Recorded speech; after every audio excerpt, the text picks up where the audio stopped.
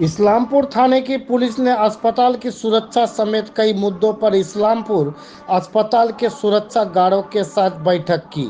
बैठक में इस्लामपुर पुलिस जिले के डीएसपी डीएनटी स्वयं सुब्रो कापरी, इस्लामपुर पुलिस स्टेशन के आईसी हीरक विश्वास और इस अस्पताल के अधिकारी उपस्थित थे।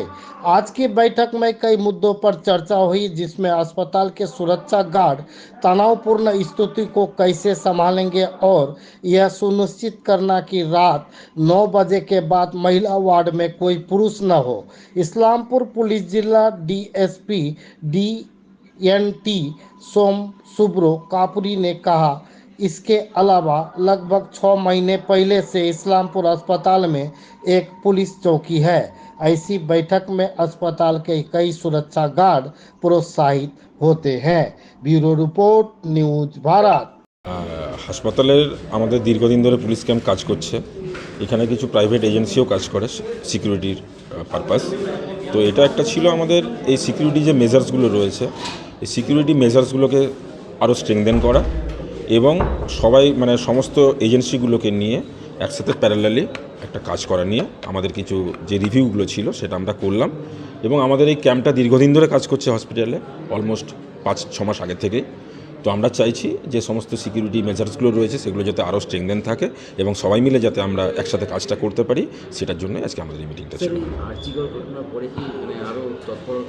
না, এটা আরজিকর ঘটনার সাথে কোনো সম্পর্ক নেই, কারণ আমাদের এই পুলিশ ক্যাম্প দীর্ঘদিন ধরেই তৈরি হয়েছে ঘটনার অনেক আগে থেকে। কারণ হসপিটালের যে সমস্ত ম্যাটারগুলো নর্মালি রয়েছে আর কি, সেগুলোর প্রতি রেখে আমাদের দীর্ঘদিন আগে থেকে পুলিশ ক্যাম্প চালু রয়েছে এবং সেটা ভবিষ্যতেও চলবে। শুধুমাত্র এটা একটা আমাদের বাকি এজেন্সিগুলোর সাথে যে লিয়াজোটা, সেটার জন্য আমরা এই মিটিংগুলো করলাম। ধন্যবাদ। আজ পুলিশ মিটিং করছে আপনাদের সাথে, কি বিষয় ছিল? ডিএসপি সাহেব এসেছিল, এসে আইসি সাহেব এসেছিল। আমাদের বললো তোমাদের ড্রেসটা অ্যাকুরেট রাখতে হবে, ড্রেসের ব্যাচ চাই, আইডেন্টি কার্ড চাই।